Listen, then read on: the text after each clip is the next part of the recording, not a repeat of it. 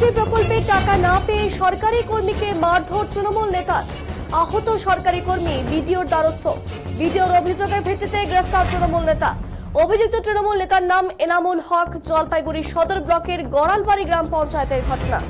অভিযোগ, নূর মঞ্জিল হক নামে গড়ালবাড়ি গ্রাম পঞ্চায়েতের এক কর্মী আজ সকালে তার সরকারি কাজ করে গ্রাম পঞ্চায়েত অফিসে যাওয়ার সময় তার উপর চড়াও হয় এনামুল হক নামে স্থানীয় এক তৃণমূল নেতা।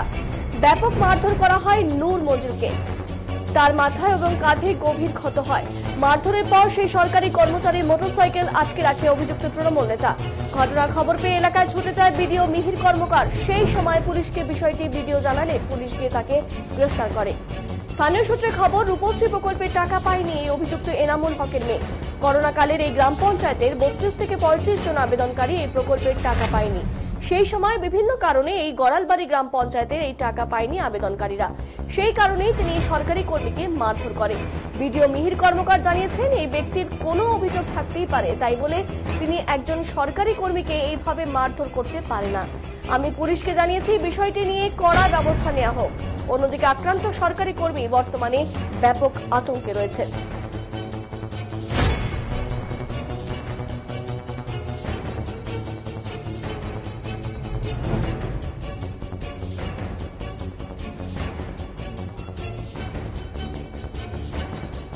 কি জানাচ্ছেন আক্রান্ত সরকারি কর্মী, কতটা আতঙ্কগ্রস্ত রয়েছেন তিনি, শুনবো তার মুখে।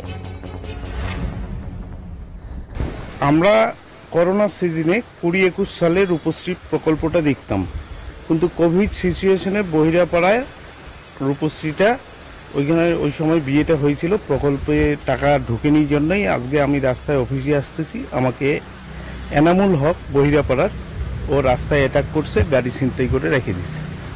আমার আসতে দিবে না অফিসে। এমন অবস্থায় কোনো মতে নিরাপত্তার খাতিরে আমি দৌড়ে আসে অফিসে ঢুকছি। এমনি তো করেন, কি করে পার্টির রুলিং পার্টির সমর্থক। এটা কখন ঘটলো? আজকে 11টার পরে আমাকে সমর্থন করছে ওনারা, দেখে আমার ব্যাপারগুলো। এই এনামুল হকের মেয়ে যে কন্যাশ্রী টাকা পায়নি, এর বাইরেও তো আরো প্রচুর লোক আছে যারা পায়নি। তারা তো আপনাকে মারধর করছে না, ওনারা কোনোদিন। এবার ওইখানে প্র্যাকটিক্যাল ফিল্ডে তো আমাকেই দেখতে হয়। ফিল্ড ওয়ার্কিং কাজগুলো করতে গিয়ে আমার নিরাপত্তা কতটা আমি তো বুঝে উঠতে পারছি না। কি হবে কালকে, ও তো অনেক হুমকি দিয়ে দিচ্ছে, আমাকে মারি ফেলবে, মেয়ের দ্বারা আমাকে শ্লীলতাহানি করাবে। এখন আমি নেক্সটে ইন ফিউচারে কিভাবে কাজ করব আমি দিশা পাচ্ছি না। কি জানাচ্ছেন ভিডিও, শুনবো। যখনই আমি খবরটা পেয়েছি সঙ্গে সঙ্গে আমি গেছি ওখানে, এবং দেখুন কোন দলের বা কোন এগুলো তো আমরা খোঁজ নিই না কখনো। আমরা দলমত নির্বিশেষেই কাজ করি, এবং জানা মাত্রই আমরা ওখানে গেছি এবং পুলিশকে জানাই বিষয়টা। আমি দাঁড়িয়ে ব্যাপারটা নিয়ে ওখানকার সাধারণ মানুষের সঙ্গে কথাও বলি। আমাদের প্রত্যেকটা কর্মচারী সাধারণ মানুষের জন্য কাজ করার জন্য সারাদিন দিবারাত্র কাজ করে চলেছে। তো যেহেতু এরকম ঘটনা একটা ঘটেছে এবং তিনি মদ্যপ অবস্থায় ছিলেন, আমি সেটা পুলিশকে জানিয়ে ওনাকে অ্যারেস্ট করিয়েছি।